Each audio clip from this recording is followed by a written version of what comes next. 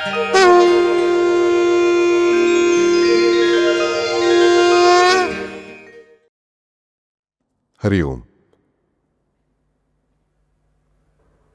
हृदयम जामदग्नजित। राम रक्षा में ये एक महत्वपूर्ण वर्णन आता है, हृदयम जामदग्नजित। हम वैसे देखें तो पहले ही देखा कि राम जी का और परशुराम जी का युद्ध हुआ ही नहीं सच में। राम जी और परशुराम जी आमने सामने आए, उनका झगड़ा शुरू हुआ। सीता स्वयंवर के समय वो धनुष्य टूटा शिव जी का, इसलिए परशुराम जी गुस्से में उठकर दौड़ कर आए कि कौन है वो। पर राम जी ने एक भी बाण नहीं छोड़ा, परशुराम जी ने अपना परशु भी नहीं उठाया। बुध कौशिक ऋषि, इनका कवित्व सच में उनका नहीं है, पर उनका जो कवित्व, उनके हृदय का जो प्रेम है, वो कहाँ सुंदरता से प्रकट हुआ होगा ना। तो इस पंक्ति में हृदयम जामदग्नजित, उनका उन राम जी से प्रेम, उनका उन परमात्मा से प्रेम और उनका इन अनंत जीवों से प्रेम, उस प्रेम ने एक सुंदर रूप धारण किया। यानी ये पंक्ति हृदयम जामदग्नजित, इस अवयव की रक्षा मेरे इस नाम के राम जी करे, ऐसा करे वैसा करे कहते कहते बुधकौशिक ऋषि आ पहुंचे वो हृदय तक। और हृदय की रक्षा कौन करे? हृदयम जामदग्नजित। जामदग्नि, जमदग्नि ऋषि के पुत्र यानी परशुराम जी, उनको जीतने वाले राम जी मेरे हृदय की रक्षा करें। जमदग्नि मुनि के पुत्र यानी साक्षात शिवजी के पुत्र, शिवजी के पुत्र होने वाले विष्णु जो परशुराम जी है, उन्हें जीतने वाले विष्णु जो राम जी हैं, ऐसे वे राम जी मेरे हृदय की रक्षा करें। कितनी सुंदर बात है, देखो कितनी अजीब बात है, हमें पता नहीं। पहले भी कहा था इस विषय पर से कि दोनों भी विष्णु ही हैं, फिर भी दोनों एक दूसरे के सामने हैं। हमें प्रश्न पड़ता है जो साईं बाबा है वे ही स्वामी समर्थ, दोनों भी एक ही, पर वे दोनों एक ही समय में दो अलग जगह पर कैसे? जैसे परशुराम जी और राम जी थे वैसे ही। पर इस पंक्ति में सौंदर्य है, बहुत बड़ा सौंदर्य है और माधुर्य है कि हृदयम जामदग्नजित, क्योंकि इस लड़ाई में जामदग्नि को हराने वाले राम जी, ऐसा नहीं कहा गया इस पंक्ति में। जामदग्नजित, जामदग्नि को जीतने वाले, और संबंध किससे है? तो हृदय से है, क्योंकि उस लड़ाई में कोई भी अस्त्र शस्त्र न फेंक कर राम जी ने परशुराम जी को जीता, राम जी के विनम्र भाव से, राम जी के प्रेम से, राम जी की सत्य से होने वाली निष्ठा से, इसलिए राम जी जीते। पहली बार ऐसा हुआ कि परशुराम जी ने परशु उठाया पर उसे चलाया नहीं। लड़ाई के लिए दौड़ कर आए पर लड़ाई की नहीं, उल्टा उन्होंने राम जी की श्रेष्ठता मान ली। राम जी की और उनकी गले लगाकर भेंट हुई, यानी राम जी ने जीता परशुराम जी को, जामदग्नि को, जमदग्नि के पुत्र को जीता, लेकिन कैसे? तो उनका हृदय जीता। राम जी ने परशुराम जी को कैसे जीता? तो राम जी ने परशुराम जी को हराया नहीं, राम जी ने परशुराम जी का हृदय जीता। परशुराम जी के शब्द हैं कि अब तक अनेक अस्त्र मैंने सहे, झेले और वापस भेज दिए, पर राम तुम्हारी विनम्रता, राम तुम्हारी सत्य से होने वाली निष्ठा और राम तुम्हारा प्रेम, ये मैं वापस भेज ही नहीं सकता। मुझे उसका स्वीकार करना अनिवार्य है, और यदि मुझे उसे स्वीकार करना अनिवार्य है तो तुम अजेय हो, ये मुझे मानना होगा। कितनी सुंदरता है देखो इसमें। वे भी विष्णु ही, ये भी विष्णु ही। हम हमेशा अध्यात्म में बड़े ग्रंथों में एक पंक्ति पढ़ते हैं कि शिव होकर शिव की पूजा करो, विष्णु होकर विष्णु की पूजा करो। हमें लगता है विष्णु की ड्रेस पहनकर पूजा में बैठना है क्या सत्यनारायण की, कि शिव जी की पूजा के लिए शिव जी का ड्रेस पहनकर बैठना है क्या? नहीं। तो फिर हम शिव होंगे कब? तो फिर हम शिव होने तक पूजा होगी कैसे? हम क्या भगवान नहीं हो सकते? इसका अर्थ हमें इस पंक्ति में सुंदर रूप से पता चलता है। देखा जाए तो हर मनुष्य ये परमात्मा का अवतार ही है, 108%। हर एक मनुष्य, वो कितना भी पापी हो, उसके भीतर जो जीवात्मा है वो उन परमात्मा का ही अंश है। सिर्फ किसी ने उसे विकसित किया है तो किसी ने उसे विकसित नहीं किया है, इतना ही बड़ा फर्क है। पापी में वो साक्षी रूप से रहता है, वहीं पवित्र लोगों में वो कार्यशील रूप में रहता है। यानी आखिर में एक का दूसरे से व्यवहार ऐसा, एक परमात्मा के अंश का दूसरे परमात्मा के अंश से ही संबंध है, यानी एक विष्णु का दूसरे विष्णु से ही है।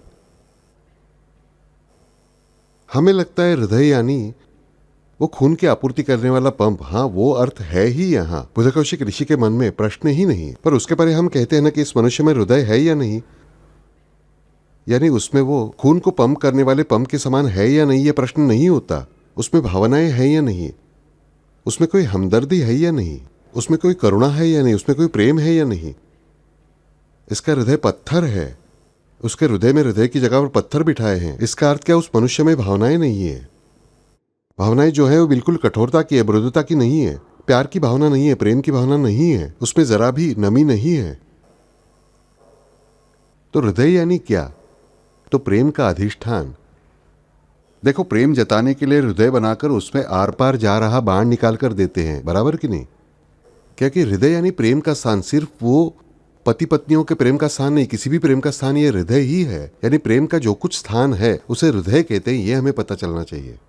हृदय ये प्रेम का स्थान है, ये वाक्य गलत है। बल्कि मेरे भीतर जो प्रेम का स्थान है वो प्रेम का स्थान यानी हृदय, और इसकी रक्षा ये जामदग्नजित करें, ऐसी बुद्धकौशिक ऋषि विनती करते हैं। जिसके जीवन में प्रेम नहीं ना, उस मनुष्य का जीवन वीरान हो जाता है। याद रखो, दुनिया में हम हमेशा देखते हैं अच्छे बुरे की लड़ाई चलती है। हम टीवी सीरियल्स में देखते हैं कि एक चालाक व्यक्ति सबको घुमाता है। हम हमारे हर रोज के व्यवहार में भी देखते हैं। पर ये सभी चालाक व्यक्ति जो होते हैं वो हारते कहाँ है पता है बच्चों? वो हारते हैं सिर्फ प्रेम के आगे। क्योंकि इन बुरे व्यक्तियों के पास प्रेम नहीं होता, उन्हें प्रेम नहीं समझ सकता। वे कैलकुलेशंस करते हैं और व्यावहारिक कैलकुलेशंस करके वो बहुत आगे भी जाते हैं। वो दूसरों को तकलीफ देने में भी सफल होते हैं, पर उन्हें प्रेम का गणित कभी समझ नहीं सकता। क्योंकि प्रेम के गणित में 1 अधिक 1, इसका उत्तर किसी का 1 करोड़ भी हो सकता है, और 1 करोड़ अधिक 1 करोड़ का उत्तर 0 भी हो सकता है। और ये गणित जिनमें प्रेम नहीं, उन्हें पता नहीं चल सकता, जरा भी पता नहीं चलता। और इसीलिए वो लोग कहाँ फंसते हैं? उस जगह पर फंसते हैं जहां पर उत्कट प्रेम है। उस उत्कट प्रेम के आगे उन्हें हार माननी ही पड़ती है, वे कुछ भी नहीं कर सकते। पहले एक बार प्रवचन में बताया था कि हैरी पॉटर नाम की एक नॉवेल आज बच्चों में अत्यंत फेमस है, बहुत सुंदर कादंबरी है। उसके पहले ही भाग में उनके प्रोफेसर डम्बलडोर है, वो बताते हैं उस हैरी को कि हैरी, आज तुम उस शैतान से बचे किस कारण से? तुमसे तुम्हारी माँ के रहने वाले प्रेम के कारण। उसकी वजह से तुम्हारी सुरक्षा हुई। जो शैतानी शक्ति दिखाई है वो हारती है किसके आगे? तो तुम्हारी माँ जो मृत हो गई है, उस मृत माँ की प्रेम की वजह से तुम बचाए गए। बुरे से बुरी शक्ति भी प्रेम की ताकत के आगे हारती है, यह हमें पता होना चाहिए। और ये प्रेम की ताकत जिनमें है ना, वो सफल होते हैं। पर हम बहुत बार लालच को प्रेम समझते हैं। लालच और प्रेम, इनके बीच फर्क है। मेरा कोई भी लाभ उसकी अपेक्षा न करते हुए जो मैं प्रेम करता हूं, वो सच्चा प्रेम है। पर ये मेरा बेटा है, ये मुझे भविष्य में संभालेगा, इसलिए मैं प्रेम करता हूं, वो प्रेम नहीं है। ये मेरी पत्नी दिखने में सुंदर है, इसलिए आज मेरा उस पर प्रेम है। कल उससे ज्यादा सुंदर सेक्रेटरी आई तो पत्नी का प्रेम खत्म, तो वो प्रेम नहीं है। वैसे ही स्त्रियों के बारे में जो कुछ होगा वो प्रेम यानी लाभ के बिना प्रीति। ज्ञानेश्वर महाराज ने सुंदर शब्दों में बताया है कि लाभ है बिना प्रीति। और लाभ के बिना प्रीति कौन करता है इस जग में? सिर्फ एक वे जो परमात्मा है ना, वे किसी भी लाभ के बिना प्रेम करते हैं हमसे। हम टेढ़े मेढ़े जैसे कैसे भी हों, फिर भी वे हम पर प्रेम करते रहते हैं। फिर वो प्रेम हमें उनके पास से ही सीखना चाहिए। और वो प्रेम सिखाने के लिए ही ये संत मंडली जी जान से प्रयास करते रहते हैं। वे चीख कर बताते हैं, बच्चों तुम्हें कितना भी लगा कि वे तुमसे प्रेम नहीं करते, उनका तुम्हारी ओर ध्यान नहीं है, ऐसा मत समझो। उनका सब पर समान रूप से ध्यान है। वे तुमसे बेहद प्रेम करते हैं। पर यह प्रेम वही समझ सकता है और उसे ही समझ सकता है जो उन पर प्यार करने का मैक्सिमम प्रयास करता है। ये सबसे महत्वपूर्ण बात है। फिर तुम कहोगे, बापू हमारे पूरे शरीर में, इस देह में प्रेम का स्थान हमारे दिमाग में है या हमारी छाती में कहाँ बैठा है, कि कहाँ गले में है, कि कहाँ है? ये हृदय यानी आखिर क्या? तुम्हें साधारण 3-4 प्रश्न पूछता हूं लगातार, और ये हमें हर एक को आ सकते हैं। अब स्त्रियां भी बाल काटती है अपने आजकल, बराबर कि नहीं? बॉबकट हो या और कुछ हो, पहले स्त्रियों के बाल काटना बहुत दुख की बात थी। अब स्त्रियां आनंद से काटती है, उसमें कुछ बुरा नहीं। अपनी मनचाही कोई रचना करे, कोई हर्ज नहीं, बराबर। पुरुष तो पहले से बाल काटते आ रहे हैं, बराबर कि नहीं? बाल काटते समय दुखता है क्या तुम्हें? हाँ या नहीं? नहीं दुखता। नाखून काटते हैं ना हम सब लोग, नाखून काटते समय दुखता है क्या नाखून? नहीं। नाखून और बाल काटते समय हमें नहीं दुखता। सिर्फ बाल खींचे या नाखून खींचा तो उसके जड़ में हमें दुखता है, क्योंकि नाखून और बाल हमारे शरीर का कैसा भाग है जो जीवित नहीं है। ये मृत भाग है, उसमें प्राण नहीं है। बापू, फिर नाखून बढ़ता कैसे है? क्योंकि नाखून की जड़ें हैं, वो एक्चुअली बढ़ती है और नया पदार्थ तैयार करती है और आगे सरकती है, इसलिए हमें नाखून बढ़ा हुआ लगता है। लेकिन नाखून जीवित नहीं है, बाल बढ़ते हैं। पर भले ही वो बढ़ते हों नाखून और बाल, फिर भी वो जीवित भाग नहीं है शरीर का, इसलिए वो काटे तो हमें दुख नहीं होता। ये नाखून और बाल हम बार बार काटते रहते, लेकिन फिर भी वो बढ़ते रहते हैं। नहीं बढ़े तो हमें चिंता होती है, नाखून नहीं बढ़े तो हमें चिंता नहीं लगेगी। लेकिन बाल बिल्कुल उम्र के 60वें साल में गिरने लगे ना, तो भी इस डॉक्टर उस डॉक्टर के पास जाओ, ये दवाई लो, वो दवाई लो, पेपर में कहीं दीदी की सलाह, भाभी की मदद, ऐसे कुछ जो आते हैं ना स्तंभ, उनमें से उपाय करके और बाल गवा कर बैठते हैं हम। होते नहीं होते वो भी गवाते हैं। इतने हमें उन बालों की निकटता होती है। गंजापन हो गया तो क्या, बराबर कि नहीं? देखो, औरतों को तो इतना डर होता है कि उस डर से गंजापन होता है बहुत बार। पर ये नाखून और बाल जो हैं वो हमारे शरीर का हिस्सा भले ही हो, हमारे शरीर से संबंधित भले ही हो, मेरे शरीर से ही बढ़ते ही भले हो, लेकिन फिर भी वो शरीर का जीवित हिस्सा नहीं है, जीवित हिस्सा नहीं है। ऐसा जो मेरे शरीर का भाग जिसमें जीवितपन नहीं है, फिर भी उनसे हमें कितना प्रेम होता है। देखो, हर पुरुष भी जिसके सर पर बाल न हो तो उसके पास कंघी होती है, हमें पता है। किसी के पास नहीं मिली तो भी जरूर जिसके पास बिल्कुल एक बाल भी नहीं होगा उसके पास जरूर 2 कंघियां मिलेंगी। तो हम कितना प्यार करते हैं उन बालों और नाखूनों पर। नाखून रंगते हैं, शेप क्या देते हैं, ऐसा करते हैं, बाद में घिसकर क्या लेते हैं, फाइल पर घिसते हैं, क्या क्या करते हैं। यानी जो भाग हमारे शरीर का मृत भाग है उससे भी हम कितना प्रेम करते हैं। क्यों करते हैं? सुंदर दिखने के लिए। हमारा प्रेम उन बालों से नहीं है, हमारा प्रेम उस नाखून से नहीं है। तो हमारे मन का प्रश्न कैसा है कि गंजा होने पर मैं उतना अच्छा नहीं दिखूंगा, या मैं अगर स्त्री हूं तो मैं अच्छी नहीं दिखूंगी। नाखून टेढ़े मेढ़े बढ़े हुए हो, गंदे बढ़े हुए हैं तो गंदे दिखेंगे। यानी आखिर में उसका संबंध किससे है कि मेरे अच्छे दिखने से है, इसलिए मैं उस पर प्रेम करता हूं, बराबर। जीव का, जो मेरे शरीर का मृत भाग है, उससे भी मैं बहुत प्यार करता हूं, पर किस लिए? तो वो मेरे लिए उपयुक्त है, इसलिए, बराबर। सिंपल। ये एक पहली बात हमने देखी। उसके बाद दूसरी बात हम देखते हैं, सभी पुरुष रोज सुबह उठकर जल्दी जल्दी जल्दी दाढ़ी करते हैं, बराबर। मैं उनसे कहता हूं कि स्त्री हो या पुरुष, तुम सौंदर्य साधना करते हो। पुरुष क्या करते हैं? हर रोज 15-20 मिनट दाढ़ी करते हैं, वो सौंदर्य साधना ही होती है। वो करते समय भी मूंछ को कट देते हैं बराबर देखकर, ये लेकर वो लेकर। ऐसा यहां नहीं रहना चाहिए, रगड़ कर देखना, यहां बढ़ा है क्या, वहां रह गया है क्या, ऐसा वैसा, ये सब हम करते हैं। वो भी शरीर का मृत भाग ही है। मूंछ पर ताव दिया जाता है बड़ा, बिल्कुल ऐसा मरोड़ दिया जाता है, बराबर। क्यों? अच्छा दिखने के लिए ही। किसी को लगता है मूंछ निकाल कर अच्छा दिखता हूं, किसी को लगता है मूंछ बढ़ाकर अच्छा दिखता हूं, पर वो भी आखिर क्या है? तो अच्छा दिखना है। दाढ़ी करना हर रोज किस लिए? तो अच्छा दिखने के लिए ही। कैसे भी बेढंगी दाढ़ी बढ़ी है तो मनुष्य को अव्यवस्थित कहते हैं ना हम। या तो दाढ़ी ठीक से बढ़ाओ या तो फिर काटो। पर पूरी दाढ़ी बढ़ने तक बीच की जो स्टेज होती है ना, बहुत खराब होती है। जिन्होंने बढ़ाई है उन्हें पता है, खुजली आती रहती है, दाढ़ी चुभती है, क्या क्या होता है, और अच्छी नहीं दिखती। मगर फिर भी हम तय करते हैं, गर्लफ्रेंड ने कहा होता है, अरे तुम्हें बुल्गानी दाढ़ी अच्छी दिखेगी, तुरंत हर संभव प्रयास कर हम वैसी दाढ़ी रखने का प्रयास करते हैं। क्यों? तो आखिर में वो अच्छा दिखने का प्रेम है। अब आता है खाना। खाने से तो प्रेम हर किसी का होता ही है, पर उस प्रेम में भी 2 प्रकार हैं। देखो, तुम्हें हर रोज अच्छा घर का खाना मिलता है, पसंदीदा व्यंजन है, जो पसंदीदा व्यंजन उससे ज्यादा प्रेम होता है। पसंदीदा व्यंजन हो तो उसके ऊपर 2 निवाले नहीं 4-8 निवाले ज्यादा जाते हैं। नापसंद व्यंजन हो तो भूख भले ही हो लेकिन आवश्यक उतना ही खाना जाता है या टालकर दूसरी जगह कहीं कुछ खाया जाता है। पर ज़रा सोचिए, जंगल में गए हो, गाड़ी बंद पड़ गई है, चलते चलते 20 मील आए हो, जो मिलेगा वो मीठा लगता है, जो मिलेगा वो अच्छा लगता है। यहाँ फिर स्वाद का प्रश्न कहाँ आता है, मुझे बताओ। जो पदार्थ कभी पसंद नहीं आया होता वो पदार्थ भी हमें डेफिनेटली वहाँ खाने को पसंद आता है। सबकी नापसंद रहने वाली सब्जी यानी सोआ की सब्जी, बराबर। एक नाटक में तो मैंने देखा कि वो औरत पति को धमकी देती है, तुम अगर मेरी नहीं सुनोगे तो सुबह सोआ की सब्जी और रोटी, शाम को रोटी और सोआ की सब्जी। वो पति तुरंत शरण में आता है। हमें पसंद नहीं आती वो सब्जी, सच में बहुत पौष्टिक है सब्जी, अच्छी है सब्जी, लेकिन हमें वो बनाने नहीं आती, इसलिए लोगों को पसंद नहीं। उसका गंध, हमेशा की पद्धति से हम करते हैं, अच्छी पद्धति से बनाए तो सब्जी बहुत स्वादिष्ट लगती है, टेस्टी लगती है।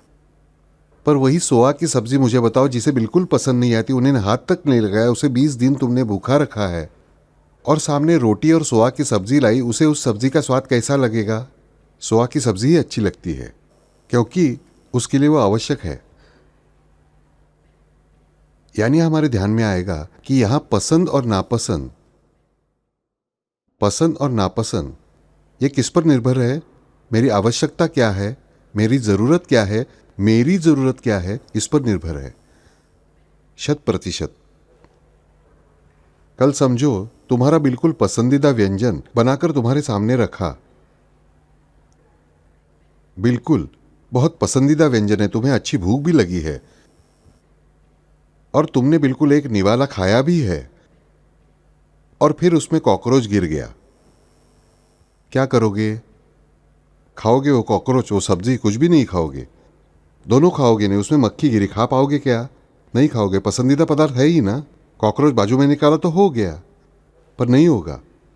इच्छा होना संभव नहीं। फिर ये बात किससे जुड़ी है? उस व्यंजन से मेरा अगर प्रेम है इतना, तो उसके लिए मुझे कुछ भी करने को तैयार होना चाहिए, बराबर। लेकिन वैसा होता नहीं, तो इसका अर्थ मेरा उस व्यंजन से प्रेम किस लिए है? तो मेरे खुद के स्वाद के लिए और उसके हितकारी गुण के बारे में। जिस क्षण मेरे पसंदीदा व्यंजन में मक्खी गिरी, मुझे पता चला कि ये वस्तु अब मेरे लिए हितकारी नहीं है, उससे मेरा प्रेम नहीं होता, वो मुझे तुरंत नापसंद हो जाती है। यानी लाभ होना चाहिए मेरा, यानी वो बात मेरे लिए हितकारी होनी चाहिए। यानी सोचने से ध्यान में आएगा कि मनुष्य प्रेम क्यों करता है, तो 2 बातों के लिए। एक, कुछ तो लाभ हो इसलिए, या वो बात हितकारी है इसलिए। जो बात हितकारी भी नहीं, उससे मुझे कोई लाभ भी नहीं, ऐसी बातों से मनुष्य प्रेम करता है क्या? नहीं करता, 100% नहीं करता। सीधी सी बात लो, एकदम बिल्कुल ही सीधी सी बात, कि दुनिया की सबसे सुंदर स्त्री, बिल्कुल टॉप की सुंदर स्त्री पकड़कर आप ले आए, तुम अप्सरा, स्वर्ग में से भेज दी समझो, तिलोत्तमा, रंभा, मेनका, जो कोई होगी वो, और तुम्हें बताया कि शादी का कार्ड छपवा, तुम्हारी इससे शादी है। बिल्कुल शादी हुई, और शादी होने पर वो बोली बाबा मैं चले स्वर्ग में, तुम्हारा प्रेम रहेगा क्या उससे? उपयोग क्या? लंका में सोने की ईंटें, वैसे स्वर्ग में रंभा और मेनका, वो भले ही तुम्हारा नाम लगाएगी, सब करेगी, सब करेगी, तुम्हारे पत्नी के रूप में। उपयोग क्या उसका? तुम्हारा उससे प्रेम समाप्त हुआ, टाटा बाय बाय, प्रेम को भी हो गया। यानी सिर्फ लाभकारी और हितकारी होकर नहीं चलता, बल्कि वो बात मुझे प्राप्त होनी चाहिए, तभी मेरा उससे प्रेम रहता है। और यही हमारी समस्या है बड़ी। हम परमेश्वर से प्रेम करने के मामले में उनसे हमें लाभ है ये भी हमें पता होता है, वे ही हमारे एकमात्र हितकारक है ये भी हमें भक्ति मार्ग पर आने की वजह से मान्य होता है। परंतु जैसी वो स्वर्ग में शादी करके रंभा निकल गई, वो मुझे दिखती नहीं, वो मुझे प्राप्त नहीं हुई है, इसलिए मैं उससे प्रेम नहीं कर सकता। उसी तरह मुझे ऐसा लगेगा कि परमेश्वर मुझे अभी तक दिखे नहीं, वो मुझे प्राप्त नहीं हुए, इसलिए मैं उनसे प्रेम नहीं कर सकता। And that is the big problem. इसलिए हमारा प्रेम उनसे सिर्फ लाभ तक ही रहता है, हितकारिता तक ही रहता है, पर उनके प्रत्यक्ष प्रेम का अनुभव उन्हें देना और लेना यह मगर हमसे होता नहीं। और ठीक बात ऐसी है, ये जो बात है वही हृदय है। मेरे शरीर की हर एक कोशिका में हृदय है, दिमाग में नहीं। हर एक कोशिका में, मेरे शरीर में जितनी भी कोशिकाएं हैं, एक नाखून और बाल छोड़ें, वे कोशिकाएं नहीं हैं, वे मृत पदार्थ हैं। मेरे शरीर की हर एक कोशिका में हृदय है, क्योंकि हर एक कोशिका में रस है। प्रोटोप्लाज्म जिसे हम कहते हैं, वो रस है, और वो रस है इसलिए वो कोशिका जीवित है। वो रस है, वो प्रोटोप्लाज्म है, इसलिए वो कोशिका काम कर सकती है, सहजता से काम कर सकती है। ये जो रस है ना, वो रस हमारी हर कोशिका में और हर कोशिका के बाहर भी है।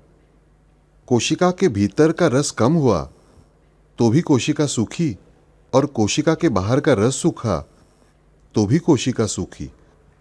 यानी कोशिका के अंदर और बाहर रस होना, ये कोशिका के जीवित रहने के लिए की अत्यंत आवश्यक बात है। रस, हम श्री कृष्ण का वर्णन ही क्या करते हैं, रसो वही सहा रसराजा, कि जो रसराज है, जो रस इस पूरे जीव का, विश्व का, वो रस यानी वे भगवान श्री कृष्ण, वे परमात्मा, वे श्री राम। और ये जो रस है ना, ये रस यानी ही हृदय, ये हमें पता होना चाहिए।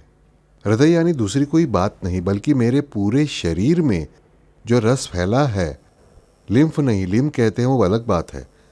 रस यानी प्रोटोप्लाज्म है, जो फ्लूइड है, वो यानी इंट्रासेल्युलर या एक्स्ट्रा सेल्युलर फ्लूइड जो कुछ है, उस सब को हम रस कहते हैं। और उस रस में ही हृदय है, गीलापन। और भगवान हमारे पास रहते हैं।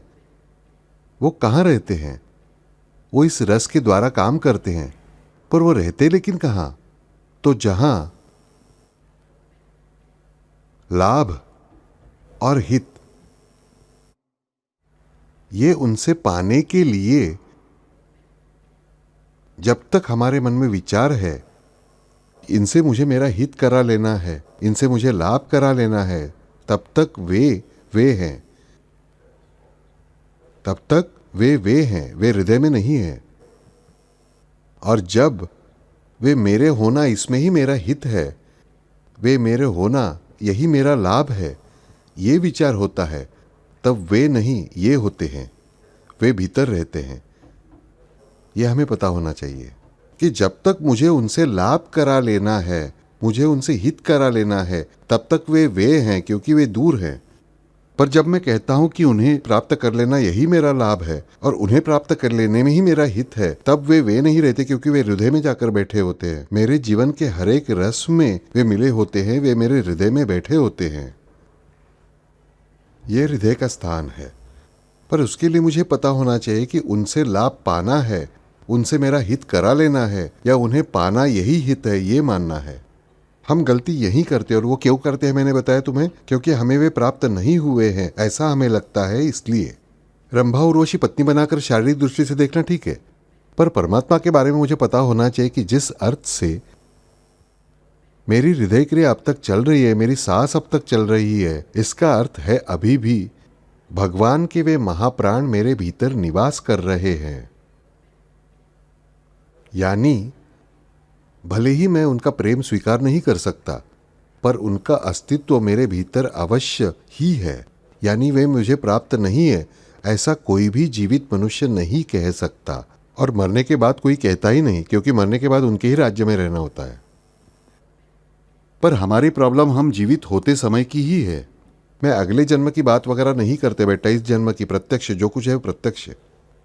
तो मुझे समझना चाहिए कि मेरे शरीर में अब भी प्राण है, इसका अर्थ वे महाप्राण हनुमान जी का मेरे देह के भीतर निवास है, और वे निवास कर रहे हैं। वो राम जी के आदेश के बिना होना संभव ही नहीं। यानी वे परमात्मा मेरे पास है ही। ये दृढ़ विश्वास हर एक को अपनाना ही पड़ता है, फिर वे नहीं रहते। वे ये होना, हृदय में बसना मेरे लिए बहुत आसान हो जाता है। लाभ और हित, ये दो बातें मैं जब परमेश्वर के लिए ही आवश्यक मानता हूं, उन्हें ही पाना ये मेरा, इसमें ही मेरा वास्तविक हित है। मेरा वास्तविक हित किसमें है? उन्हें प्राप्त कर लेने में नहीं, उन्हें पाने में नहीं, वे ही मेरे हित हैं। उन्हें पाना यही मेरा हित है, वे ही मेरे हित हैं, वे ही मेरे लाभ हैं। उनसे मुझे कोई लाभ पाना नहीं है, बल्कि वे पूरे के पूरे मेरे होना यही मेरा लाभ है। फिर कल कोई कहेगा चलो मेरे पूरे के पूरे हो गए, मेरे सब काम करेंगे। वे कोई तुम्हारे नौकर नहीं है, याद रखो। हमें पहले ये समझना चाहिए। हम भगवान को कई बार बोलते हैं, भगवान मेरे लिए ये करो, भगवान ऐसा करो वैसा करो। तुम्हारे बाप के नौकर है वे? नहीं, बिल्कुल नहीं। वे किसी के भी नौकर नहीं। मैंने बताया कि वे इतने स्वतंत्र है, वे इतने स्वतंत्र है कि भक्त के अधीन रहने की स्वतंत्रता भी उनके पास है, परतंत्रता स्वीकारने की स्वतंत्रता भी उनके पास है। पर वे कब स्वीकारेंगे? जब उतना प्यार तुम्हारे पास होगा। इसलिए हम उन्हें भगवान ये करो वो करो, भगवान वो करो, नहीं, बिल्कुल नहीं। वे किसी के भी नौकर नहीं। देखो, शरीर पर सवारी होने वाले औरतों के पास अब भी लोग जाते हैं। किसके कान में भगवान बोलते हैं, क्या बोलते हैं, ऐसा ढोंग करने वालों के पास जाते हैं। और फिर वो औरत आवेश में आकर देवी को हा हा हा हा कर गुहार लगाती है। फिर तुरंत ये देवी उत्तर देती है। ये क्या प्रकार है? हमें पहले पता होना चाहिए कि ऐसा हो ही नहीं सकता। देवी को आवेश में आना ही था तो जनाबाई में आई होती ना, मीराबाई में आई होती ना, बहिणाबाई में आई होती ना, सकुबाई में आई होती ना। इतनी पवित्र संत स्त्रियां थी, उनमें नहीं आई देवी। हम कहीं भी नहीं पढ़ते। और इन औरतों में हम कहते देवी आती है, और हम उनके पैर पड़ते हैं।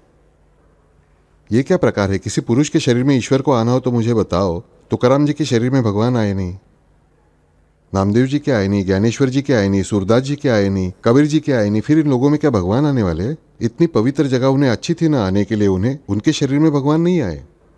हम साई चरित्र में महासापति जी का उल्लेख पढ़ते हैं। संचार, तो संचार का अर्थ हेमाड़ पंथ ने बहुत अलग रूप से उपयोग किया है। और फिर एक ही शब्द के कितने भी अर्थ होते हैं, इसलिए हमें जो चाहिए वो अर्थ निकालने को स्वतंत्र होते हैं। सादी बात देखो, मग शब्द है मराठी में।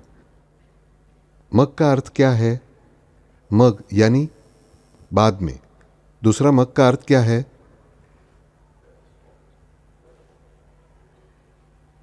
प्लास्टिक का बर्तन, बराबर। शिव शब्द लो। शिव यानी शिवशंकर, शिव यानी सिलाना। शिव का अर्थ मराठी में स्पर्श करो। शिव यानी सीमा रेखा। कितने अर्थ हुए? कितने अर्थ बताओ? हमें जो चाहिए वो अर्थ उसमें से निकाल सकते हैं। संचार होना यानी क्या? तो महासापति जी ऐसी अवस्था में जाते थे कि जहां उनका मन और बाबा का मन ये अलग ही नहीं बचता था। वे सिर्फ उस आनंद में नाचते थे। ये हमें समझना चाहिए। पर आज भी हम ऐसे आवेश में आने वाले देव और देवियों को देखते हैं। अरे 99% ये मानसिक विकृतियों के शिकार होते हैं और 1% चालाक होते हैं पैसे कमाने के लिए। ये हमें समझना होगा। इन लोगों के पास इस प्रकार भगवान कभी नौकरी करने आएंगे नहीं, ये पता होना चाहिए। उन्होंने सेवा की, जनाबाई की, एकनाथ जी की, लेकिन उसका गलत फायदा एकनाथ जी ने या जनाबाई ने उठाया क्या? मुझे बताओ कभी। जनाबाई के साथ उन्होंने उपले भी बनाए, उन्होंने साड़ियाँ भी धोई, कपड़े भी धोए, सखुबाई के घर बर्तन भी मांजे, सब किया। एकनाथ जी के घर कावड़ भरकर पानी भी भरा, लेकिन उसका कोई भी फायदा कराने का किसी के भी मन में था क्या? मुझे बताओ, नहीं। उन्होंने क्या लोगों को उत्तर दिया कि चलो आज शाम को, आज पूर्णिमा है, आज गुरुवार है, आज सोमवार है, आज बुधवार है, आज मेरे शरीर में विष्णु आने वाले, मैं तुम्हारे प्रश्नों के उत्तर दूंगी। ऐसा जनाबाई ने कभी किया क्या ढोंग? मुझे बताओ। कुछ नहीं किया। इसका अर्थ है कि इन संत लोगों के शरीर में भगवान आए नहीं तो बाकी सब लोग बिल्कुल झूठ होने चाहिए। ऐसे भगवान किसी के नौकर नहीं होते। जनाबाई बताती है, धरिला पंढरीचा चोर, गळा बांधुनिया दोर। इसका अर्थ हम उनके गले में रस्सी बांधकर हम खड़ा करेंगे, ए चलो अब हमारे काम कर दो, अब घर बनाकर दे दो हमें, वो होगा नहीं। क्योंकि जनाबाई ने जिस पद्धति से बांधा वैसे बंधवा लेने के लिए वे स्वतंत्र ही है। डेफिनेटली प्यार से बनवा लेना उन्हें पसंद ही है। पर यही प्यार से बांधना यानी क्या, ये हम इस नाम से सीख पाते हैं, इस पद से सीखते हैं कि हृदयम जामद अग्निजित। इस वाक्य का बहुत महत्व है बच्चों, मन से कहता हूं कि हर एक को समझना चाहिए कि मुझ में परमात्मा का अंश ही है, मैं अंश ही हूं परमात्मा का, पर वे अनंत है और मैं शांत हूं, छोटा हूं। आया ध्यान में? वे समुद्र हैं तो मैं उनका एक छोटा सा बर्तन भरा हुआ पानी हूं, पर मुझ में भी वही गुण धर्म है, सिर्फ मैंने उसमें और कुछ कुछ बातें मेरे जन्म कर्म से मिक्स करने की वजह से उसके गुणधर्म थोड़े बदल गए हैं, इतना ही। लेकिन मैं वही हूं आखिर में। लेकिन उसका सब कुछ मेरे पास है ही, मैं फिर से वो पा सकता हूं। लेकिन वो पाने के लिए क्या होना पड़ता है? समुद्र के पानी को भाप होकर ऊपर जाना पड़ता है। किसकी मदद से? उस सूर्य की मदद से। यानी श्री राम कौन है? सूर्यवंशी है। उस राम नाम की सहायता से, उन श्री राम की भक्ति से, उन परमात्मा की, उन सद्गुरु की, उन महाविष्णु की भक्ति से हमें हमारे खारे पानी का रूपांतरण भाप में करा लेना पड़ता है।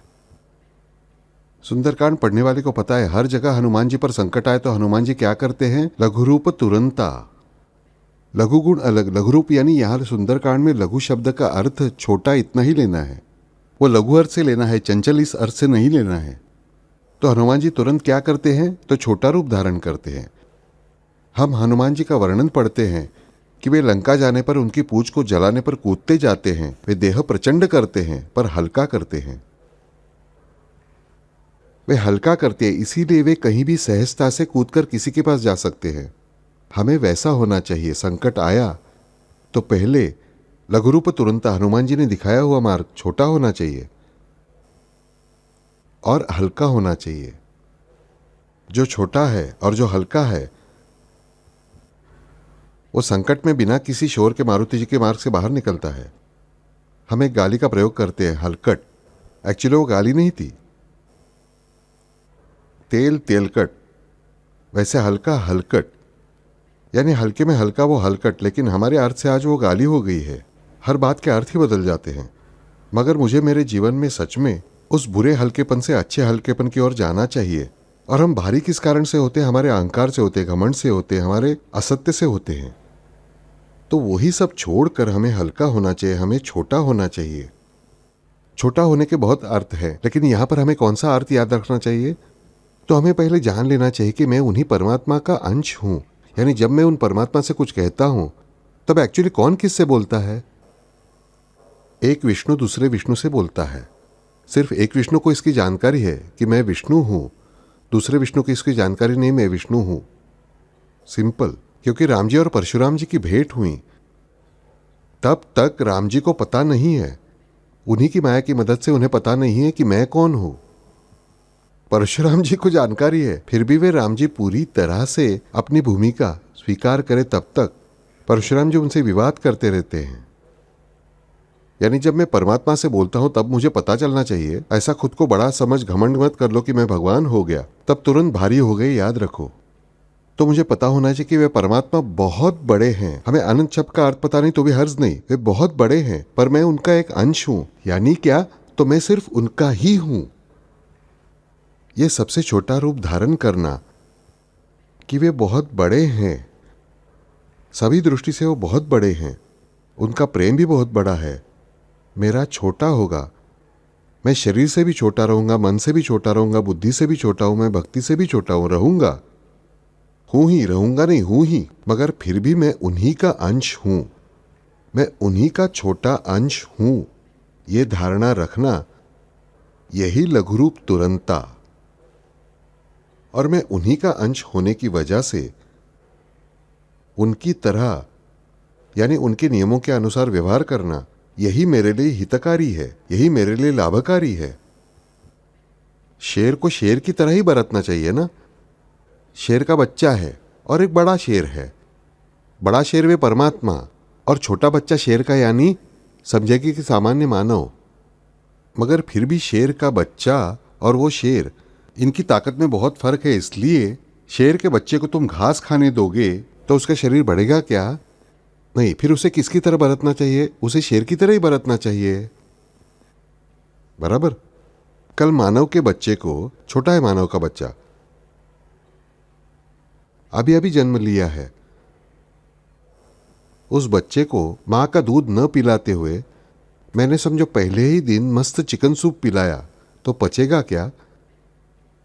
मानव के ही खाने के पदार्थ है, वैसे देखे तो नहीं पचेगा। वो वही है ना, वो भी मानव ही है। फिर उस मानव के जो गुण धर्म है, पर जो उसकी स्थिति के लिए सही है, वो उसे दिया जाना चाहिए। मानव का ही बच्चा है, पर जो 5 फीट का 6 फीट का मानव है और ये जो 1.5 फीट का बच्चा है, ये दोनों वही होते हुए भी दोनों की परिस्थितियां भिन्न है ना। ये भिन्नत्व तो पहले हमें हमारा जान लेना चाहिए कि जो कुछ भिन्न है, भले ही मैं उनका अंश हूं, फिर भी मैं छोटे बच्चे जैसा हूं, मैं छोटा शिशु जैसा हूं। मैं उस बड़े 25-30 साल के भारी भरकम मनुष्य जैसा व्यवहार कर नहीं सकता। भारी भरकम मनुष्य कुछ अन्याय कर सकता है, परमेश्वर कभी अन्याय नहीं करते। हर भक्ति करने वाले जीव को यह पता होना चाहिए कि भक्ति जैसी टूटी फूटी हो वैसी, लेकिन मैं परमेश्वर से बोलता हूं तब मैं परमेश्वर का एक छोटा सा अंश हूं, छोटा सा। यह हमेशा ध्यान में रखना चाहिए। और इसीलिए ही मैंने कितनी भी बड़ी छलांग लगाई तो भी, उन्होंने अगर एक नेत्र कटाक्ष डाला तो भी मेरी सारे छलांगे एक ही क्षण में रुक सकती हैं। ये पहले हमें पता होना चाहिए। ये धाक होना चाहिए, डर नहीं, डर नहीं, ये धाक होना चाहिए। लेकिन मैं उन्हीं का हूं परंतु छोटा हूं, यह हमें एहसास होना चाहिए। और इसीलिए हल्का रहना आवश्यक है। दूसरों से व्यवहार करते समय स्वाभिमान से व्यवहार करना वगैरह सब कुछ मुझे मान्य है। थोड़ा झूठ बोलना, झगड़ा करना, थोड़ा ये करना, सब सामान्य मानव के पास रहेगा ही। पर उनसे व्यवहार करते समय इनमें से कोई भी बात आड़े नहीं आनी चाहिए। परमेश्वर से जब मेरा रिश्ता भारी होता है ना बच्चों, तब हम वास्तव में भारी होते हैं, याद रखो। हमें ऐसा बहुत बार लगता है कि हम क्या करते हैं, परमेश्वर को क्या पता चलता है, उन्हें कहाँ इतना समय है। नास्तिक लोग तो हमें बताते हैं दुनिया में इतने लोग हैं, वे किस किस के पीछे लगेंगे। पर तुम्हें मन से बताता हूं बच्चों, पृथ्वी छोड़ दो, पृथ्वी तो क्या छोटा सा बिंदु है। उस अनंत ब्रह्मांड के फैलाव में, इस यूनिवर्स में एक छोटा सा बिंदु है। उस बिंदु पर का एक मनुष्य है, कितना छोटा बिंदु होगा सोचो।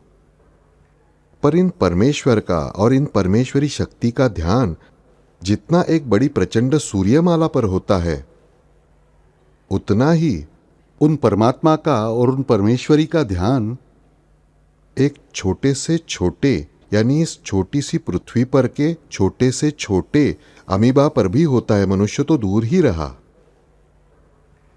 वे गायत्री माता जितनी एक सूर्य का ध्यान रखती है, बहुत बड़ी उस सूर्यमाला का ध्यान रखती है, उतना ही ध्यान वे एक वायरस का, एक अमीबा का और एक मनुष्य का भी रखती है। यह हमें पता होना चाहिए। वहां तो तरतम भाव नहीं कि वे अखंड सूर्यमाला को 2 मिनट ज्यादा देंगी और उससे छोटी सूर्यमाला को 2 मिनट कम देंगी और उससे छोटे होने वाले मानव को तो बिल्कुल 1 ही सेकंड देंगी। ऐसा होता नहीं। समान रूप से इन परमात्मा का और उन परमेश्वरी का, उन आदि माया का, उन आदि माता का ध्यान हर किसी पर उतना ही होता है। और इसका एहसास लगातार रखना, यही हल्का होना है। हम हल्के होते हैं। पर यह कब हो सकता है? यह अपने आप नहीं होता बच्चों। देखो, हम प्रयास करते हैं। तुम में से मुझे पता है हर किसी ने प्रयास किया है कि अहंकार छोड़ना है, ये दुर्गुण छोड़ने हैं, वो दुर्गुण छोड़ने हैं, वो दुर्गुण छोड़ेंगे। तुम हर किसी की इच्छा, तुम यहां आए या नहीं क्या, तो तुम्हें कुछ अच्छा करने की इच्छा है। इसलिए बापू हमारे बोलते हैं, लगन से बोलते हैं, हम सुनते हैं, 2 दिन में भूल जाते हैं, फिर हमें बुरा लगता है कि आज 10 साल हो गए, 11 साल हो गए, बापू के पास आते हैं, बोलते हैं, सुनते हैं, पर अभी भी उतना बदलाव नहीं हुआ। ऐसा दुर्भाग्य से खुद को दोष देते मत बैठे रहो, कोई आवश्यकता नहीं। हमें पता होना चाहिए कि ये बदलाव कृत्रिम तरीके से नहीं घटित हो सकते। उल्टा तुम्हें बताता हूं बच्चों, बहुत बार ऐसा होता है कि कोई पाप तुम्हें करना नहीं होता। तुम बार बार सोचते हो मुझे पाप करना नहीं, मुझे पाप करना नहीं, मुझे पाप करना नहीं, तो ठीक वही पाप तुम्हारे हाथों घटित होता है। क्योंकि करना नहीं, इसीलिए वो पाप का विचार तुम्हारे मन में गहरा जाकर बैठता है। देखो, अब गणेश चतुर्थी आने वाली है। उस दिन चांद को देखना नहीं है कहने के बाद ठीक हम ऐसे चलते हैं, पर ठीक कहीं नहीं तो सामने पानी का बर्तन होता है और उसमें ऊपर का चांद दिखता है। और देखो, लगातार हम टैक्सी में बैठे हैं तो हम नीचे गर्दन झुकाकर बैठते हैं। 7 बज गए, चांद ऊपर आया होगा, ऊपर देखना नहीं है, पर आखिर में ऐसे ऐसे आंखें ऊपर जाती ही है।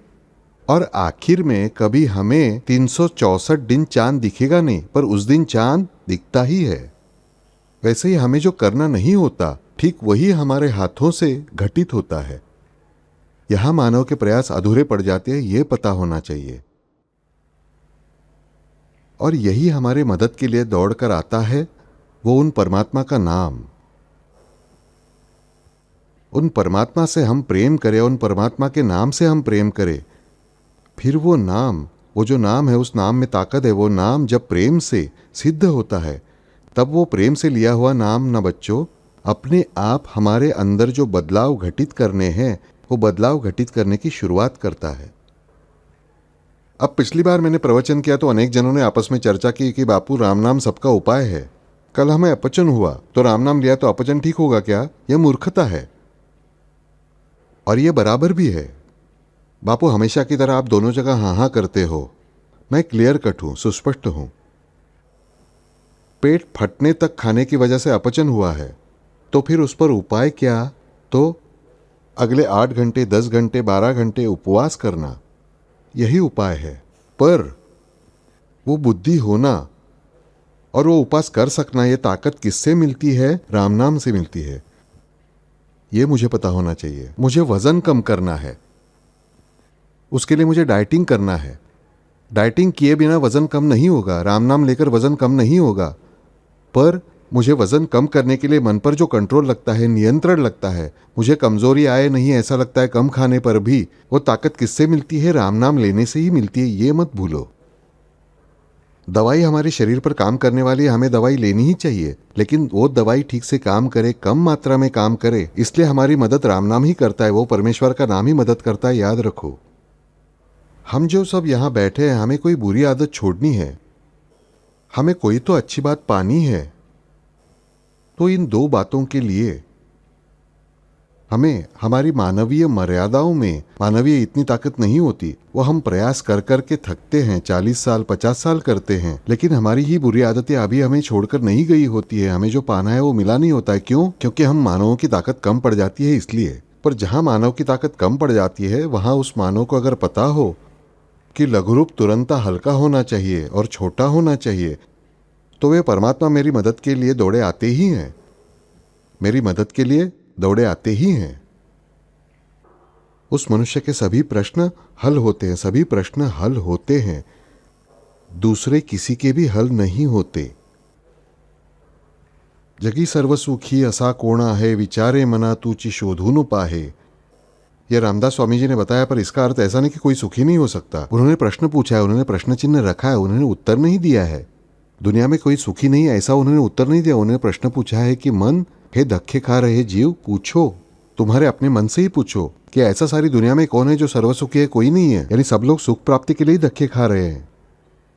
पर संतजन दृढ़ता से बता सकते हैं, पीपा भाग्यशाली विश्व में।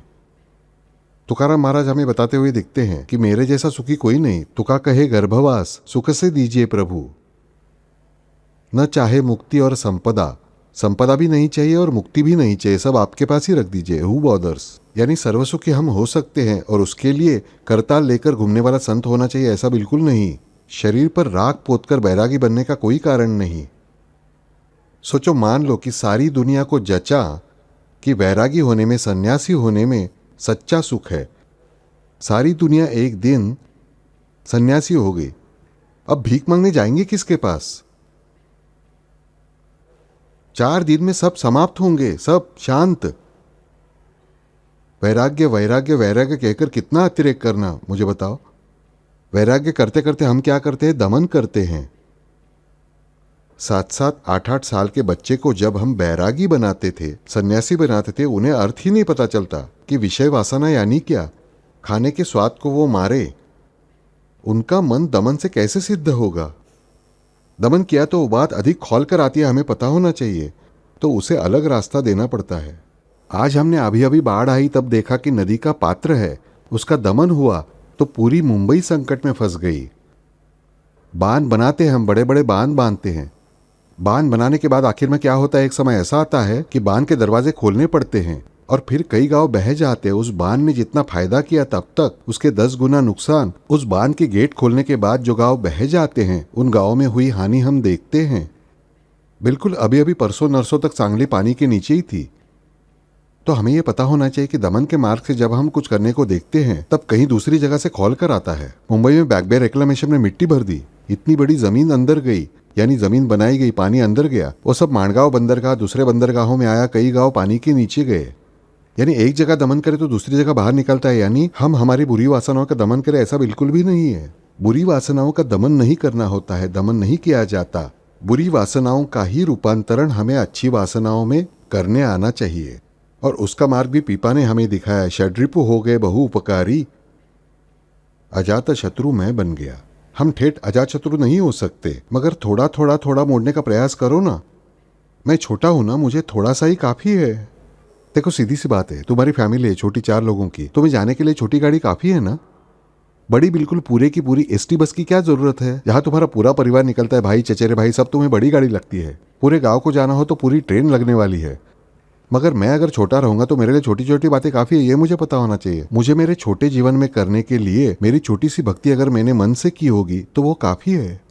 पर होता क्या है, हम ऐसे ऊपर देखते हैं, 6ठी मंजिल तक, 7वीं मंजिल तक, 10वीं मंजिल तक, वहाँ एक सीढ़ी बनाई होती है।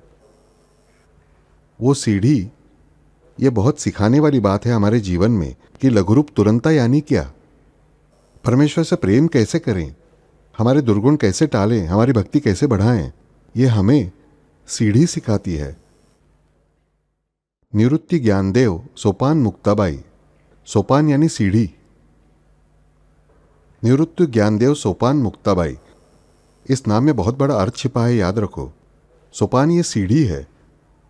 ये सीढ़ी हमें क्या दिखाती है, तो जो अंतर मुझे चढ़कर जाना है, देखो महज चलना, 2 मील चलना तुम्हें सहजता से संभव होगा कि नहीं, न रुकते हुए तुम चलोगे, लेकिन 2 मील की सीढ़ी है ऊपर, सोचो एक पायदान चलना कितना भारी पड़ेगा, क्योंकि चढ़ना है ना अगेंस्ट ग्रेविटी, गुरुत्वाकर्षण के विरुद्ध तुम्हें चलना है, तुम्हें ज़्यादा ताकत उपयोग करनी पड़ती है, थकान होती है।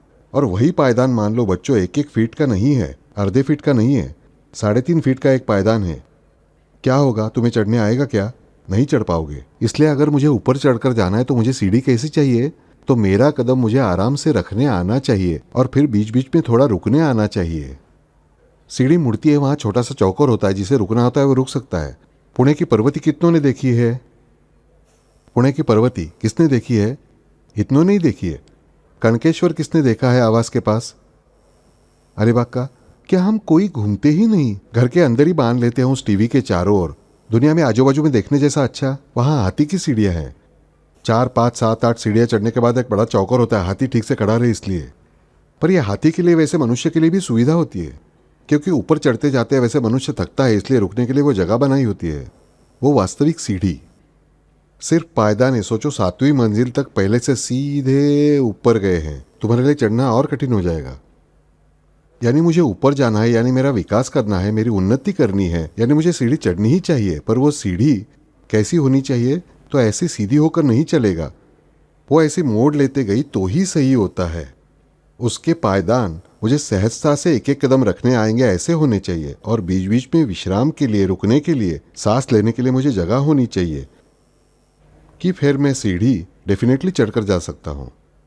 और ये कैसे करना है, इसका पद यानी हृदय जामदग्नजित, कि राम जी ने परशुराम जी का हृदय जैसे जीता, वैसे हम जिन परमात्मा के अंश हैं, हमें परमात्मा को जीतना है। कैसे? तो पहली बात है, यानी कि मेरा चरित्र मेरा पराक्रम प्रेम से गाने वाले के बोल टेढ़े मेढ़े भी हों तब भी मैं चारों ओर खड़ा ही रहता हूं। इस स्टेज से शुरुआत करनी है। और हमें जाना है कौन सी स्टेज तक, तो साईनाथ ने ही बताया अनुसार, टाकुनिया मजवरी भार, टाकुनिया मजवरी भार, मीनला जो मज साचार, टाकुनिया मजवरी भार, मीनला जो मज साचार, तयाचे सर्व शरीर व्यापार मी सूत्रधार चालवी।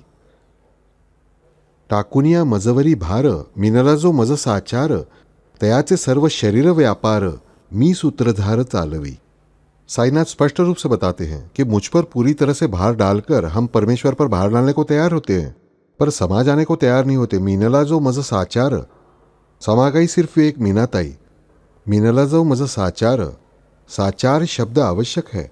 सिर्फ टाकुनिया मजवरी भार, हम भगवान पर भार डालने को तैयार होते हैं, डाला भी होता है। तुम ही सब संभालो, कुछ बुरा हुआ तो भगवान ने बुरा किया, उन्हें ही दोष देते हैं हम। पर महत्वपूर्ण बात क्या है, मीनला जो मज साचार, स आचार, जिसके आचरण से जो मुझ में समाया गया, या मैं उसके आचरण में समा गया हूं, घुल गया हूं, जिसके आचरण में वे साई घुले हुए हैं, यानी मीनला जो मज साचार। मीनला जो मज साचार का अर्थ क्या है? ऐसा भक्त जिसके आचरण में साई घुले हुए हैं। तब कहना चाहिए कि भक्त समा गया है। भक्त समा जाने के लिए वे साई भक्त के आचरण में घुले होना आवश्यक है। हर परिस्थिति में इन्हीं 2 पंक्तियों की मदद से हमने प्रवास किया तो भी बहुत हो गया। कि परमेश्वर पर भार डालो, यानी परमेश्वर पर पूरा विश्वास रखो। मेरा भार उठाने के लिए ये समर्थ है, उनके बारे में आशंका मत लो। कुछ कठिनाइयां होंगी मेरे आगे, 10 होंगी, 15 नहीं, 20 होंगी, लेकिन ये अकेले ही समर्थ हैं मेरा ध्यान रखने के लिए, दूसरा कोई नहीं। और उसके लिए आवश्यक क्या है, तो इन्हें मुझे आचरण में घोलना चाहिए। मेरा हर एक आचरण जो है, मेरी हर एक कृति जो है, वो कृति उन साई के लिए, उन राम जी के लिए, उन श्री कृष्ण के लिए, मेरे उन इष्ट देवता के लिए ही होनी चाहिए।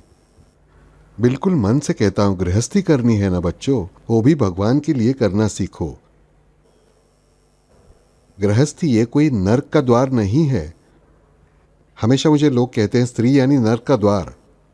फिर कहा एक आइडिया अच्छी है, अगर स्त्री नर्क का द्वार होगी तो नर्क में सिर्फ पुरुष ही होंगे ना, स्त्रियां नर्क में जा ही नहीं सकती। हमें बिल्कुल सभी बताते हैं कि स्त्री नर्क का द्वार है। स्त्री अगर नर्क का द्वार है तो नर्क में जाने वाले कौन, सिर्फ पुरुष ही है। यानी याद रखो इसमें हमारा कितना नुकसान है, पुरुष सिर्फ नर्क में ही जाएंगे, पर स्त्री ये नर्क का द्वार है। पत्नी को पत्नी कहा जाता है, स्त्री नहीं कहा जाता। स्त्री ऐसा जहां उसका उल्लेख है उसका अर्थ परस्त्री यही है। उस समय में परस्त्री और स्त्री यह फर्क नहीं था। स्त्री यानी परस्त्री ही, जो स्वस्त्री है वो पत्नी ही है, उसे पत्नी कहा जाता है या बहन कहा जाता है या मां कहा जाता है। जो अपनी नहीं उसे ही स्त्री कहा जाता है। इसलिए स्त्री नर्क का द्वार कहा गया है। हमने इसका अर्थ पूरी औरत जाति को ही नर्क का द्वार माना और उसे त्याज्य ठहराया। ऐसा नहीं है, परस्त्री नर्क का द्वार है। हमें ठीक से उसके अर्थ लगाने चाहिए।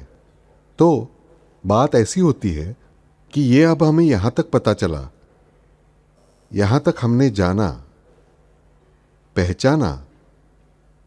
अब आगे क्या, कि आचरण में वो घुले साईं, उनका स्मरण रखकर हमने हमारा आचरण किया। यानी कैसे किया, हम बुरी बात कर रहे होते हैं फिर भी उनका स्मरण रखा, सही है। आपने अभी कहा बापू कि गृहस्थी भी भगवान के लिए करो, तो क्या करना है, हमें पैसा कमाना है और मंदिर में जाकर डालना है क्या, या पत्नी को ले जाकर देवदासी बनाना है क्या? छी, ऐसी गंदी बात नहीं है बच्चों। तुम्हारे रिश्ते जो है वो तुम्हारे खुद के ही हैं, पर मैं गृहस्थी भी मेरे परमेश्वर के लिए ही कर सकता हूं, बिल्कुल प्रेम से। मैं अपने पत्नी से प्यार करता हूं, क्यों करता हूं, क्योंकि मुझे वो परमेश्वर ने दिए इसलिए। मैं अपने पति से प्यार करती हूं, क्यों करती हूं, भगवान ने दिया इसलिए। कल कहोगे पति बापू बाहर गलत काम करता है और मुझे घर में आकर मारता है, फिर भी मैं उसे प्यार करूं क्या? नहीं, क्योंकि उसने भगवान को छोड़ा है ना, फिर तुम उसे छोड़ो, सिंपल। जिसने भगवान को छोड़ा है उसे छोड़ने में तुम्हें डर कैसा? जिसने परमेश्वर को छोड़ा उसका संग भी मत लो, याद रखो। तहे दिल से कहता हूं बच्चों, कोई भी हो, पर जिसने तुम्हारे परमेश्वर का नाम छोड़ा उससे किसी भी प्रकार से संबंध रखना ही नहीं चाहिए मानव को, क्योंकि नास्तिक से सहवास जैसा पाप नहीं, क्योंकि वो अनजाने में भी तुम्हारे मन में परमेश्वर के बारे में विद्वेष उत्पन्न करता ही है। और उसके जैसा कौन सा नाश मुझे बताओ, उसके जैसा नाश कौन सा, कि जो सबसे बड़ा लाभदायक है, सबसे बड़ा हितकारक है, उनके और तुम्हारे वो आड़े आता है, उसका नाम छोड़ना ही चाहिए। मन से हम उन व्यक्तियों से दूर रहें उतना अच्छा, क्योंकि आगे चलकर अनजाने में भी उनकी याद के रूप में वो विचार मन में आया तो भी वो गलत बात है। इसलिए एक समय खुद की निंदा करने वाले मनुष्य होगा ना, उसके सुन लो 4 शब्द, पर परमात्मा की निंदा करने वाला मित्र उसका एक शब्द भी मत सुनो, पर परमात्मा की निंदा मत सुनो, क्योंकि परमात्मा की निंदा करने वाले को क्षमा कैसे मिलेगी? मिल ही नहीं सकती, क्योंकि परमेश्वर की कृपा पाने का जो मार्ग है वो मार्ग परमात्मा की निंदा करने के कारण उसने बंद किया। और जब तुम वो निंदा सुनते हो तब तुम अपना दरवाजा भी जो थोड़ा सा खुला होता है वो बंद करने के पीछे लगते हो। इसीलिए उन लोगों का संग टालना होता है। वो इसलिए मेरी गृहस्थी में मुझे इस बात का ध्यान रखना पड़ता है कि जो व्यक्ति बुरा बरतता है, झूठा व्यवहार करता है, मैंने उसे सुधारने का प्रयास किया, वो नहीं सुधरा, तो उसे छोड़ना ही चाहिए, कोई भी हो। तुम कहोगे बापू क्या आपने डाइवोर्स देने का धंधा शुरू किया? नहीं, वैसा बिल्कुल नहीं। मुझे उल्टा जितने लोग एक साथ रहेंगे उतने चाहिए। पर मन से बताता हूं बच्चों, जो लोग बुरा व्यवहार करते, अनीति से व्यवहार करते, तुम्हारे साथ गलत करते, वहां भी तुम्हें फर्म रहना सीखना ही चाहिए। गृहस्थी में मैं अपने बच्चे से प्यार करता हूं, क्यों? तो परमेश्वर ने दिया है, भगवान ने दिया है, इसलिए मेरा बच्चा है। पैसा मेरे घर में आएगा ना, तो वह पैसा भी भगवान ने दिया, इसलिए उसका उपयोग करो। और फिर देखो तुम्हारा पैसा गलत मार्ग से उपयोग नहीं किया जाएगा। मन से बताता हूं, गलत मार्ग से उपयोग किया जाना अपने आप रुक जाएगा, तुरंत नहीं रुकेगा, मुझे पता है। भारी मशक्कत मत करना उसके लिए। सुधारना क्या एक दिन में सुधारने वाला है? वाल्मीकि जी को कितने हजारों साल तपस्या करनी पड़ी, ऋषियों को। हम सामान्य मानव है, हमें एक दिन में कैसे संभव होगा? बिल्कुल भी बुरा मत मानो। दाम्भिक लोग तुम्हें बताएंगे ऐसा करना चाहिए, वैसा करना चाहिए, 108 बार नाम जप करो, 108 बार तुम्हारा मन रमना चाहिए। नहीं रम सकता, हम सामान्य मानव है। दृढ़ता से बताना आना चाहिए, हम सामान्य मानव है, हमारा ऐसा 108 बार नाम लेते समय ध्यान लगना संभव नहीं है। भगवान हम पर बिल्कुल गुस्सा नहीं करेंगे। भगवान कब गुस्सा करेंगे? तो जो प्रयास ही नहीं करता, जो परिश्रम ही नहीं करता नाम लेने के लिए, उन पर गुस्सा करेंगे। 100% तुम्हें बताता हूं। तो गृहस्थी भी परमेश्वर की इस भाव से करो, फिर देखो गृहस्थी भी मधुर होगी। गृहस्थी और परमार्थ, गृहस्थी और परमार्थ का नाता अन्योन्य है, क्योंकि गृहस्थी में ही हम प्यार करना सीखते हैं। गृहस्थी में ही हम प्यार करना सीखते हैं। गृहस्थी के लिए यही बहुत बार हम परमेश्वर से गुहार लगाते हैं। इसलिए गृहस्थी ये भी परमेश्वर को पाने का साधन है, ये भी ध्यान में रखो। क्यों भूलते हो? गृहस्थी ये भी कोई बुरी बात नहीं है, पर गृहस्थी करते समय परमात्मा को भूलना, ये खाना बनाना और उसमें नमक न डालना। इतनी सारी दाल बनाई, उसमें नमक कितना डालते हो? इतना डालते हो? नहीं, इतना सा डालते हो ना। पर इतना सा जो नमक है वो नहीं होगा जो बिना नमक के खाते, उन्हें पता होगा उसका स्वाद कैसा होता है।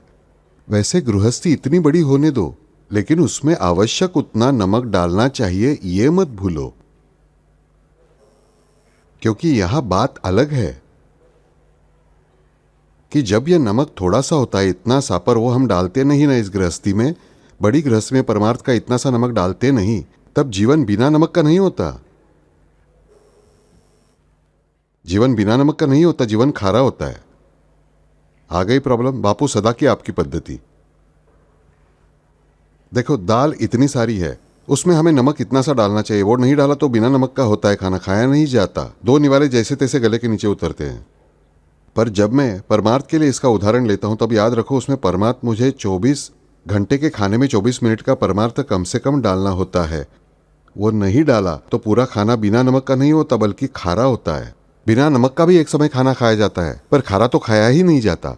सोचो तुम्हारी इतनी दाल में 2 कटोरी नमक मैंने डाला, तो मुंह में भी रख सकोगे क्या? हम गरारे करते हैं ना नमक पानी में डालकर, उसके बाद मुंह धोकर कुछ तो शक्कर खाने का मन करता है।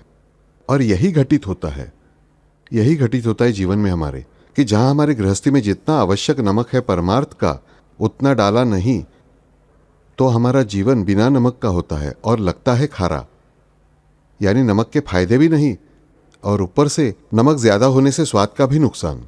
क्योंकि होता कैसा है कि परमेश्वर को बेदखल किया तो हम खुद ही हमारे मालिक बनते हैं। अब हम पर निर्भर है सब कुछ।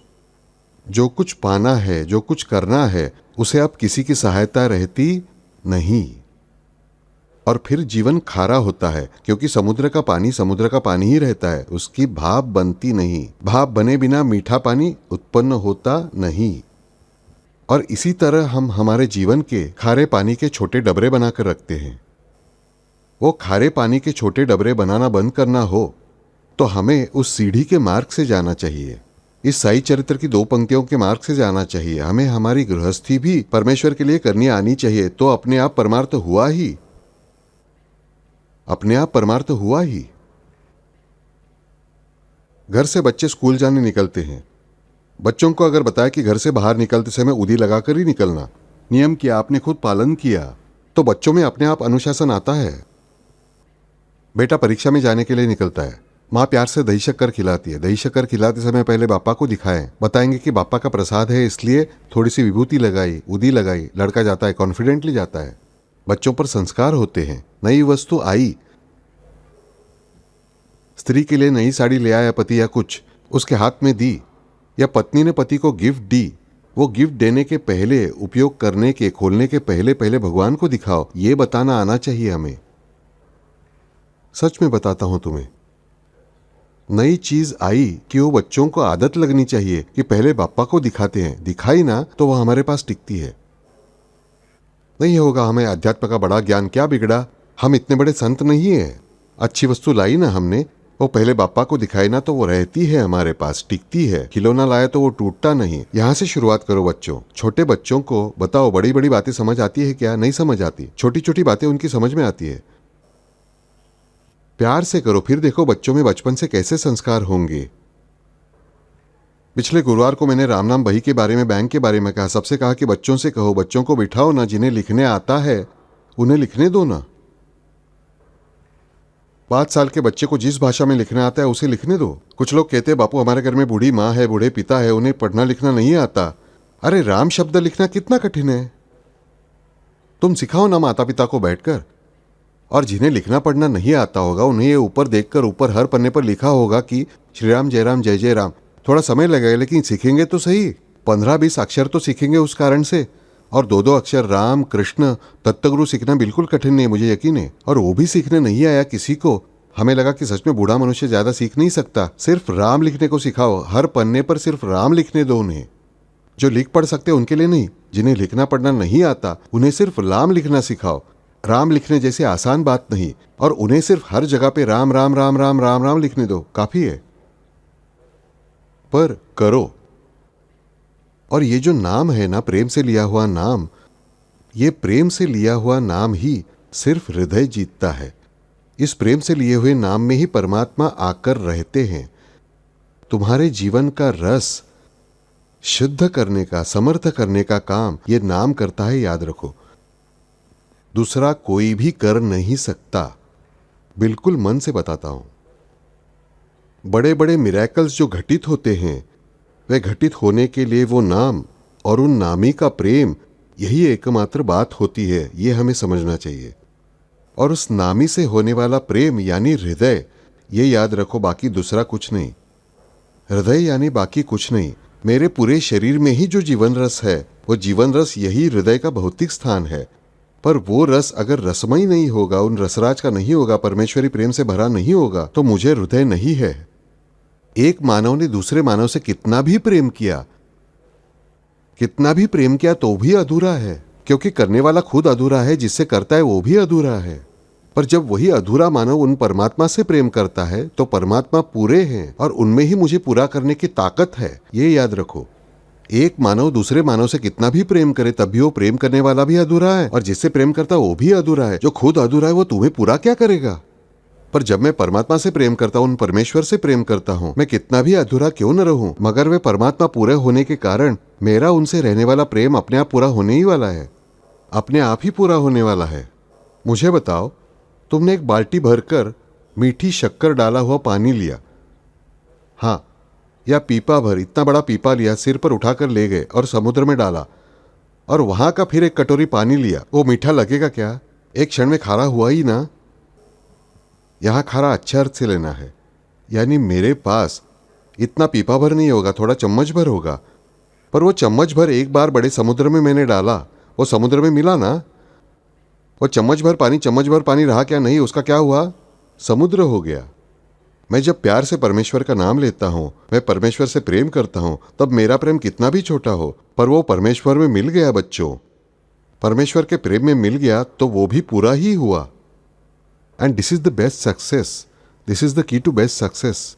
ये सुख की हमारी सच्ची मास्टर की है कि मैं जब उनके नाम से प्रेम करता हूं, प्रेम से उनका नाम लेता हूं, तब मेरा प्रेम उनके प्रेम में मिलता ही है, और उनका प्रेम पूरा होने के कारण अपने आप मेरा प्रेम अधिक से अधिक पूरा ही होता जाता है। यही रहस्य संतों ने जाना, उन्होंने उपयोग किया, और वही रहस्य आज हम इस राम नाम की बैंक में से अपने जीवन में लाकर रखने वाले हैं।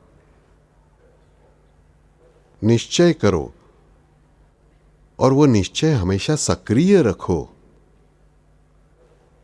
बहियां कितनी भरी इसकी गिनती बैंक के ऑफिसर रखेंगे, तुम रखो ही मत। मन से कहता हूं, तुम सिर्फ यही स्वयं से पूछो कि मैं ये बहियां कैसे पूरी करूंगा, ये नाम उतरेगा कैसे? क्योंकि ये बही यानी एक एक पायदान है, याद रखो बच्चों। एक एक बही लिखना यानी एक एक पायदान चढ़ना है उस सोपान की, कि जो सोपान ले जाता है उस मुक्ति की ओर, उस मुक्ताबाई की ओर, मोक्ष की ओर नहीं, उस सामीप्य मुक्ति की ओर, उस मर्यादा मार्गियों की मुक्ति की ओर। मर्यादा का पालन करने वाले उन मर्यादा पुरुषोत्तम श्री राम के मार्ग से जब हम जाते हैं तब हम मोक्ष नहीं पाते। हमें मिलता क्या है? तो सामीप्य मिलता है। जीवन में होते समय भी उनके साथ ही और जीवन के बाद भी उनके साथ ही, जन्म जन्मों के लिए। फिर कभी जन्म आएगा तो भी उनकी इच्छा से, उनके लिए, उनके सहवास में, उनके स्मरण में ही होगा, ये याद रखो। द्वारका डूबी, गोकुल कभी डूबा नहीं। हमें तय करना है द्वारका में रहने जाना है या गोकुल में रहने जाना है। प्रश्न मेरा है, उत्तर तुम्हारा है। हरिओम।